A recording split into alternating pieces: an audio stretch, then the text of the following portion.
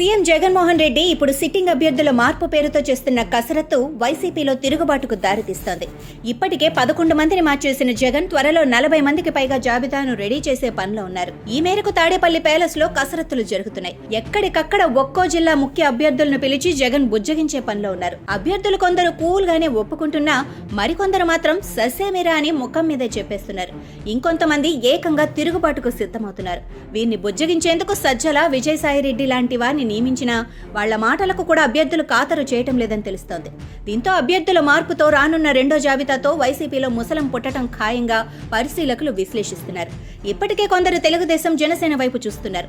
మొత్తం మీద సంక్రాంతి తర్వాత వైసీపీ నుండి భారీ స్థాయిలో వలసలు ఉండే అవకాశం ఉందని పరిశీలకులు అంచనా వేస్తున్నారు.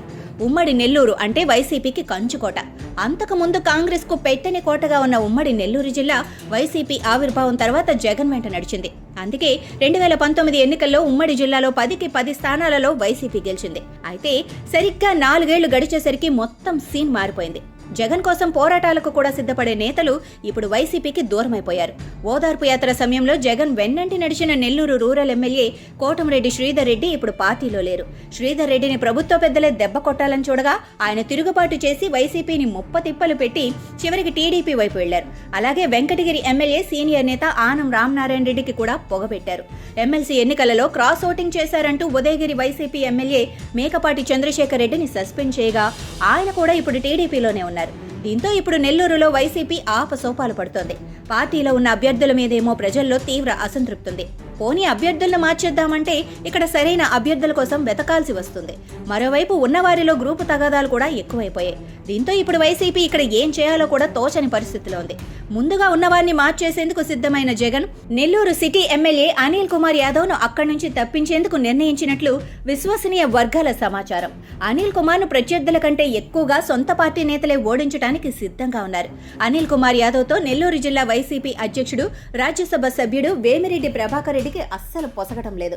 నెల్లూరు నుంచి అనిల్ పోటీ చేస్తే తాను నెల్లూరు ఎంపీ అభ్యర్థిగా బరిలో ఉండనని ఇప్పటికే వేమిరెడ్డి తేల్చి చెప్పారు.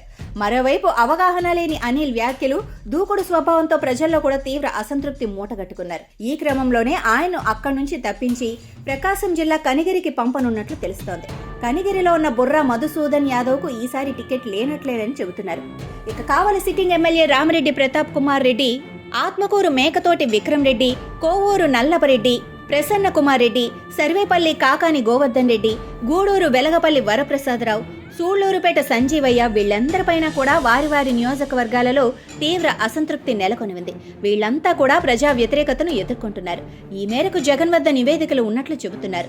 ఈ క్రమంలోనే వీరిలో ముగ్గురికి అసలు ఈసారి టికెట్ ఇచ్చే పరిస్థితే లేకపోగా వారి స్థానంలో ఇక్కడ ఎవరిని దింపాలన్నదే వైసీపీకి $1 మిలియన్ ప్రశ్నగా మారింది. చిత్తూరు జిల్లా నుండి మంత్రి రోజాను నెల్లూరులో దింపనున్నట్లు ఊహాగానాలు వస్తున్నాయి. అలాగే ప్రకాశం జిల్లా నుండి మరో కీలక నేతను కూడా నెల్లూరులో దింపాలని చూస్తున్నట్లు తెలుస్తోంది. అయితే టికెట్లు దక్కని వారు రెబల్స్ గా మారితే ఈసారి ఈ జిల్లాను వైసీపీ సంపూర్ణంగా వదులుకోవాల్సిందే అంటున్నారు పరిశీలకులు.